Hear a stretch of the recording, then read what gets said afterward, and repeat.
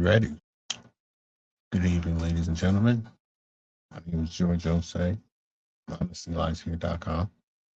Back at it again with one more video. I was talking about the flappers before, and while I was doing my research, I ran into another popular female caricature called the Gibson Girls. We gonna throw this up on the screen. Here we go. I'm gonna read from Messy Nessie, Cabinet of Curiosities. It's by Julia Hitter. Shout out to you. Before the flapper, there was the Gibson Girl. Before the flapper came about as the embodiment of the 1920s femininity, women in the late 1800s and early 1900s had a different role model for which to take cues. The Gibson Girl was the feminine ideal of this era, and socially, the Gibson Girl had a very defined role. She was upper class, educated, athletic, liberated, and progressive, but not too progressive that she might appear unfeminine or a threat to men in any way. I'm gonna go out on a limb and say this woman can't exist. No way. She could go to college and even work to fulfill herself personally. However, she would never have been depicted as a suffragette, which was associated with the more radical New Woman, a movement of early feminists who sought to actually change the social order. Women used to look rough. I bet you all these women here are like 20 years old. While the flapper has been widely portrayed in literature and film, the Gibson Girl exists primarily in the pen and ink drawings of artist Charles Dana Gibson. His sketches began appearing in Life magazine in 1886. Mr. Gibson also drew for other magazines such as Harper's Weekly, Scribner's, and Collier's over the next 30 years. He also illustrated several books and eventually became the editor and then the owner of Life magazine.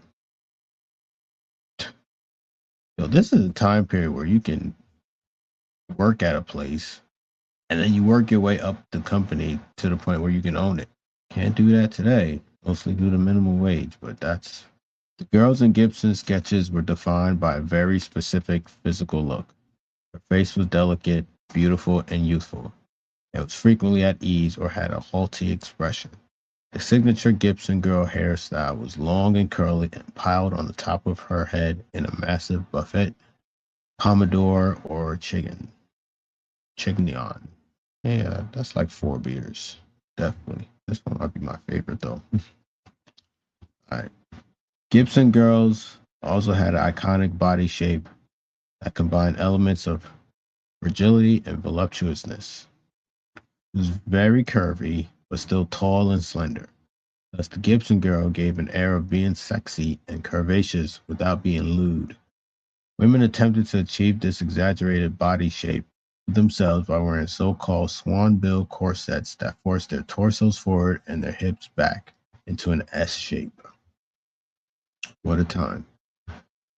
Their intimidating beauty and quasi-liberated status also meant that Gibson girls were depicted as having interesting relationships with men. Men were often depicted as awkward or clumsy next to the calm, graceful Gibson girl. I'm going to just go on a limb and say they were getting their cheeks clapped. Men would follow Gibson girls to absurd places or do ridiculous things for them. Could often be seen as targets of Gibson girls' teasing. Despite being depicted as equal to or even better than their male counterparts, Gibson girls never challenged the traditional role of woman as wife and mother. Yeah, this is definitely a fantasy woman. I will say this, though. Just says 1,000 words. That's what she said.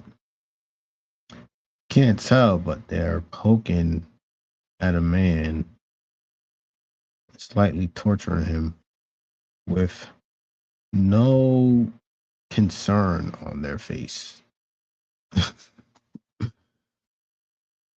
This is this is a powerful image right here. Shout out to you, Gibson girls. Look at this. Okay.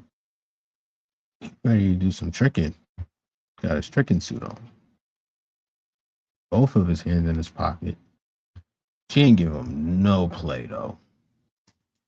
That's not the body language you want. Although Gibson himself said that the Gibson girl was a representation of the composites of thousands of women in America, the Gibson girl was likely more directly inspired by many of the women in Gibson's life, including his sister Josephine Gibson and his beautiful wife, Irene Langhorne Gibson, as well as her four equally beautiful sisters, one of whom was Lady Nancy Astor, first woman to serve as a member of the British Parliament in the House of Commons. Mrs. Charles Dana Gibson, the former Irene Langhorne, campaigned for Mayor Mitchell in October 1913. Mrs. Charles Dana Gibson, the former Irene Langhorne. Although Gibson himself said that the Gibson girl was a representation of the composite of thousands of women in America, the Gibson girl is likely more directly inspired by many of the women in Gibson's life, including his sister Josephine Gibson and his beautiful wife.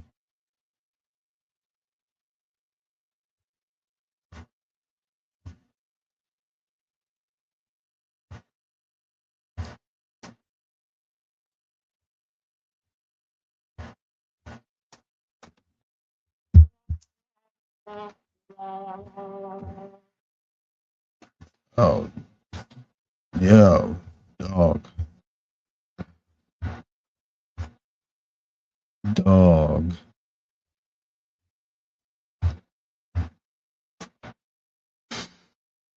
Mm.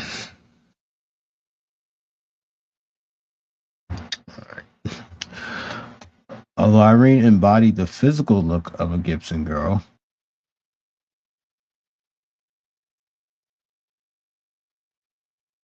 who wrote this again? Julia. Julia, wild woman. Wild as hell.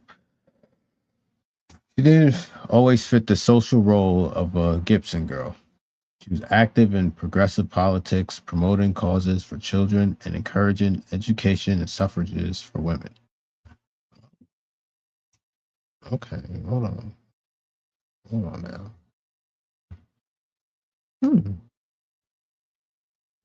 Got a nice neck. All right. Gibson eventually ran a magazine contest to find the girl who most embodied the Gibson girl. It was won by a Belgian woman named Camille Clifford. Clifford went on to become an actress who had only walk-on, non-speaking roles. Despite this, Clifford became widely famous for her beauty and embodiment of the Gibson style. I think she was selling that cat. I think she was. Okay. Another famous Gibson girl model was Evelyn Nesbit. Nesbit was the early 1900s version of a supermodel in her own right, where she posed for Gibson. She appeared on the cover of many famous magazines of the day, such as Vanity Fair, Harper's Bazaar, and Cosmopolitan. Cosmopolitan. Okay. She was found in many of the ads contained in those magazines. Okay. Gibson's illustrations were soon seen reflected in budding form of entertainment, silent films, particularly in the so-called Biograph girls. These were actresses who made films for the Biograph company. Although all early silent film actresses started off as unaccredited, a way for film companies to stop their actors from gaining celebrity status, allow them to command higher salaries.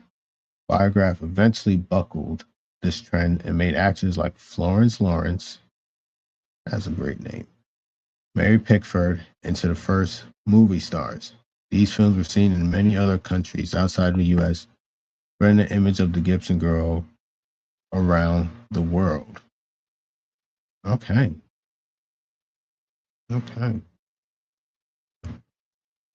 The way the media can just manipulate women, they've been doing that for a long time. Like Gibson Girl, not even based on something real. He, girls were trying to do it. Very interesting. Overall, the Gibson Girl was perhaps best defined by a delicate balance of old and new, sexy without being sleazy, liberated without being too progressive. But by the 1920s, the social changes brought by World War I caused the modern Gibson Girl to fall out of fashion in favor of the more extreme flapper. The first ask is not the final ask. Shout out to them.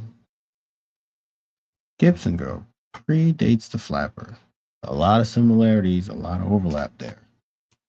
But what's more interesting is that this is something that's been potentially happening our entire lives.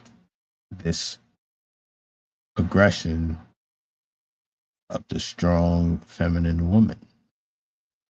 Here you go. These women were more famous than the Kardashians, at least at the turn of the century. They were called the Gibson girls. There's this guy, Charles Dana Gibson, who was an illustrator, and he would draw these images of these amazing women for fashion magazines, for advertisements, and they were considered the ideal American woman. One was Evelyn Nesbit, one was a woman named Irene Langhorne. Some of them were involved in the Ziegfeld Follies. It may have been the first time that media really realized that they could market women in order to sell things. These women were more famous than the Kardashians, at least at the turn of the century. They were called the Gibson. I don't even know if I could pick this one out of a lineup. Okay. So Karen here is telling us about the Gibson girls. And I think she said something at the very end. I'm gonna May have been the first time that media really realized that they could market women in order to sell things. These women were more famous than the Kardashians, at least at the turn of the century. They were called the Gibson girls.